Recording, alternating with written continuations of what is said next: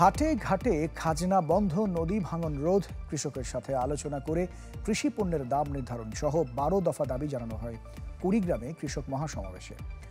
আজকে দুপুরে কুড়িগ্রামের চিলমারির শফিউল আলম রাজা স্টেডিয়াম মাঠে সমাবেশে বক্তারা সমাবেশ নিয়ে ষড়যন্ত্রের অভিযোগ করেন। সংবিধানে খাজনা বাতিল না হওয়া পর্যন্ত সমাবেশ চালিয়ে যাবার হুঁশিয়ারি দেওয়া হয়।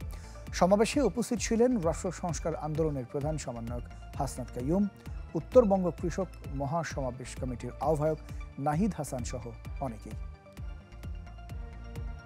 আমরা হাটের খাজনা, ঘাটের খাজনা, বাজারের খাজনা এগুলি নিশ্চয়ই আমরা বাতিল করাবো।